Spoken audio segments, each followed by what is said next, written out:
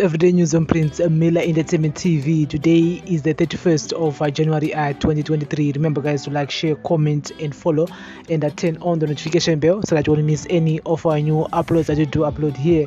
So, guys, economist and former opposition legislator Eddie Cross has claimed that former First Lady Grace Mugabe bankrolled opposition leader Nelson Chamisa's 2018 presidential bid. During the 2018 harmonized elections, Chamisa contested under the MDC Alliance ticket, but now leads the Citizens Coalition for Change CCC party, an outfit they created in January last year after being elbowed out of MDC Alliance by Douglas Monzora. The 2018 elections were held after the removal from power of the late former President Robert Mugabe by President Emerson Mnangagwa through a military-assisted coup. Addressing a chief executive officer's roundtable meeting in Harare last week, Cross, who is also former MDC opposition legislator, Bulawayo South, said in 2018 Mnangagwa faced opposition from everybody. Ms. Mugabe financed Chamisa so that he defeats Emerson, and eventually Emerson abandoned everything and concentrated on winning the elections, and thank God he did, because if he had not spent the next 4 or 5 months fighting the elections, he could have lost the election. As it is, he won it by 300,000 votes, and when he won that election, he then sorted the problems inside this government. All 20 ministers were Emerson's people, Cross said. But CCC deputy spokesperson Gift Osalos Siziba said AD is trying by all means to be more ZANU than ZANU PF people themselves. He is a delusional man who will do anything to get a seat in the gravy train. Eddie Cross added that it was all in that meeting with members of parliament to impeach Mugabe in 2017, and in 15 minutes we could not get out of the hotel. There were 250,000 people outside that hotel. I couldn't push the door to find anywhere out. It was the response of the people that legitimized the change of government. I tried to go to the rally in Highfields that day, but we could not get within 3 miles. It was just packed with millions of people. SADC, Southern African Development Committee observers came and flew around in a helicopter, and they saw what was going on the ground and went back to the state house, and they said to Mugabe, "It's over, the people have spoken," and it was the people's response to the coup which legitimized the change of government.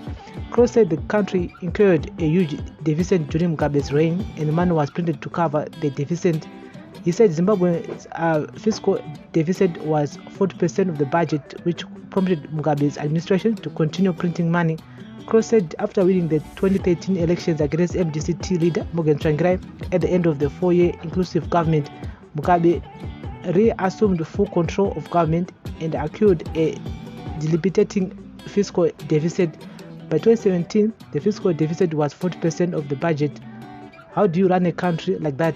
We had $23 million in our bank accounts, which we called United States dollars, but it wasn't US dollars. It was there because Mugabe was printing money to cover the deficit. We were headed for the rocks again, and that was when Mnangagwa decided the change of government was necessary. And on the 17th of November, the transition took place. I was actually still in parliament.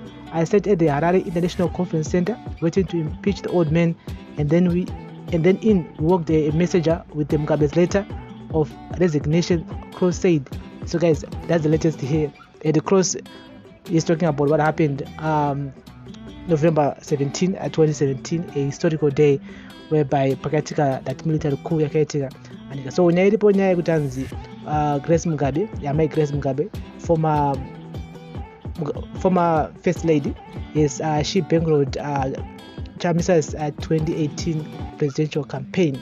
He might be right, because at the same time, President Mugabe wakabata a press conference a day before the elections, Washindosa Chamisa, and again the man wasn't happy about what happened in 2017 when he was removed. He was so bitter that he even said that I won't be voting for the ruling party ZANU PF. And so epinda ma streets like social media kundizo tonofunge regarding to this. Someone saying that Grace is a citizen of Zimbabwe and has freedom to fund whichever project she has interest in. I doubt that she funded the MDC alliance, but if she did, it's her right. And I'm not surprised at all. Mugabe himself made it clear that he was going to vote for him. And Cross must rest and distance himself from political issues. Why he did not just retire and leave the game to those who are still capable of doing the job fairly. And it remains their choice to fund the political party or the candidate of their choice. I don't get any point from Cross unless if he is just notifying the nation, but as citizens we have nothing to do with that. And so guys, this is the daily news, breaking news, everyday news on Prince Miller Entertainment TV. Remember guys to like, share, comment and follow.